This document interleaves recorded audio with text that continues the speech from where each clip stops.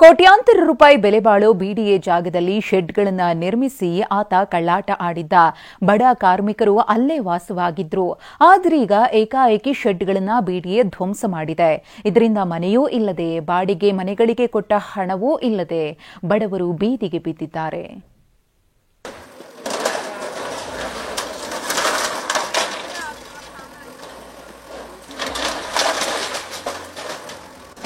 JCB ಗರ್ಜನೆ, ಮನೆಗಳು ನೆಲಸಮ, ಬದುಕು ಬೀದಿಗೆ ಬಿದ್ದಿದೆ. ಪುಟ್ಟ ಮಕ್ಕಳು, ವಿಶೇಷ ಚೇತನರು ದಿಕ್ಕೇ ತೋಚದಂತೆ ಕೂತಿದ್ದಾರೆ. ಕುಟುಂಬಗಳ ಈ ಸ್ಥಿತಿಗೆ ಕಾರಣ ಖಾಸಗಿ ವ್ಯಕ್ತಿಯ ಕಳ್ಳಾಟ.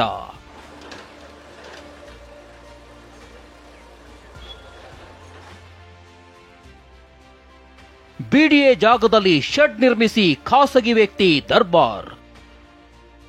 ಮನೆಗಳು ನೆಲಸಮ, ಬೀದಿಗೆ ಬಿದ್ದ ಕಾರ್ಮಿಕರ ಕುಟುಂಬಗಳು.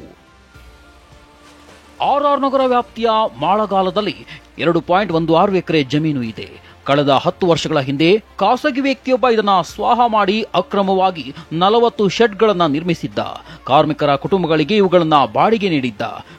ಕೋಟಿ ಬೆಲೆ ಬಾಳೋ ಜಾಗವನ್ನು ನುಂಗಿದ್ರೂ ಇಷ್ಟು ದಿನ ಬಿಡಿಎ ಸೈಲೆಂಟ್ ಆಗಿತ್ತು.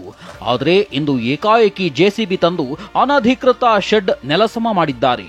ಖಾಸಗಿ ಜಾಗವನ್ನ ನುಂಗಿದ್ದ ಖದೀಮ ಎಸ್ಕೇಪ್ ಆಗಿದ್ದಾನೆ. ಇದರಲ್ಲಿ ನಮ್ಮ ಪ್ರಾಧಿಕಾರದ ಜಾಗದಲ್ಲಿ ಸುಮಾರು 2 ಎಕರೆ 16 ಗುಂಟೆ ಜಾಗದಲ್ಲಿ ಅನಧಿಕೃತ ಶೆಡ್ಗಳನ್ನು ಮನೆಗಳನ್ನೆಲ್ಲ ಹಾಕೊಂಡು ಅನಧಿಕೃತ ನಿರ್ಮಾಣ ಆಗಿತ್ತು. ಈಗ ಒಂದು 2 ಡೇಸ್ ಬ್ಯಾಕ್ ನಮಗೆ ಡಿಮಾಲಿಷನ್ ಆರ್ಡರ್ ಬಂತು ನಮ್ಮ ಮೇಲಾಧಿಕಾರಿಗಳಿಂದ. ಕೂಡಲೇ ಇದನ್ನ ತೆರವುಗೊಳಿಸಿ ಇದನ್ನ ಪ್ರಾಧಿಕಾರದ ಸುಪರ್ದಿಗೆ ಬಡಿಬೇಕಂತ ಈಗ ನಮಗೆ ಆದೇಶ ಬಂತು. ಸುಮಾರು ಟೋಟಲ್ 2 ಎಕರೆ 16 ಗುಂಟೆ ಆಗುತ್ತೆ. ಅಂದಾಜು 100 ರಿಂದ 110 ಕೋಟಿ ರೂಪಾಯಿ ಪ್ರಾಪರ್ಟಿ. ಬಿಡಿಎ ಅಧಿಕಾರಿಗಳು ಇಂದು 20 ಶೆಡ್ಗಳನ್ನು ಧ್ವಂಸ ಮಾಡಿದ್ದಾರೆ. ಇದರಿಂದ ಬಡ ಕಾರ್ಮಿಕರ ಬದುಕು ಬೀದಿಗೆ ಬಿದ್ದಿದೆ. ಮನೆಗಳಲ್ಲಿದ್ದ ಸಾಮಗ್ರಿ ರಸ್ತೆಯಲ್ಲಿ ಇರಿಸಿ ವಿಶೇಷ ಚೇತನ ಮಕ್ಕಳು, ಪುಟ್ಟ ಮಕ್ಕಳು ಜೊತೆ ಕೂತಿದ್ರು. ಮುಂದೆಲ್ಲಿ ಹೋಗೋದು ಅಂತ ಕಂಗಾಲಾಗಿದ್ದಾರೆ. ಕಾರ್ಮಿಕ ಕುಟುಂಬಗಳಿಂದ ಅಡ್ವಾನ್ಸ್ ಪಡೆದಿರುವ ಖಾಸಗಿ ವ್ಯಕ್ತಿ ವಿರುದ್ಧ ನಿವಾಸಿಗಳು ಆಕ್ರೋಶ ಹೊರಹಾಕಿದ್ರು. ಮಕ್ಕಳೆಲ್ಲ ಸ್ಕೂಲ್ಗೆ ಹಾಕಿದ್ವಿ, ದಿಢೀರ್ ಅಂತ ಖಾಲಿ ಮಾಡಂದ್ರೆ ನಾವು ಎಲ್ಲಿ ಹೋಗ್ಬೇಕು? ನಮ್ಮ ಮಕ್ಕಳು ಸ್ಕೂಲು, ನಾವು ಕೆಲ್ಸಕ್ಕೆ ಹೋಗ್ತೀವಿ ಬೆಳಗ್ಗೆ ಎದ್ಬಿಟ್ಟು. ಇವಾಗ ದಿಢೀರ್ ಅಂತ ಬಂದ್ಬಿಟ್ಟು ಮನೆ ಹೊಡೆದ್ಬಿಟ್ಟು ಸಾಮಾನೆಲ್ಲ ಇಟ್ಟಿದ್ದಾರೆ. 2-3 ದಿನ ಕೊಟ್ಟರೆ ನಾವು ಎಲ್ಲರೂ ನೋಡ್ಕೊಂಡು ಹೋಗ್ತೀವಿ. ಮುಂಚೆನೂ ಬಂದಿದ್ರೆ ಖಾಲಿ ಮಾಡಲ್ಲ, 3 ತಿಂಗಳಾಯ್ತು ಖಾಲಿ ಮಾಡಲ್ಲ ಅನ್ಕೊಂಡು ನಾವು ಇದೀವಿ. ಅವ್ರು ಏನೋ ನಮ್ಗೆ ವಾರ್ನ್ ಮಾಡಿಲ್ಲ. ಒಂದಿನ ಡೈರೆಕ್ಟ್ ಬಂದು ಜೆಸಿಬಿ ತಗೊಂಡ್ಬಂದು ಅಟ್ಯಾಕ್ ಮಾಡಿದಾರೆ ಅಷ್ಟೇ.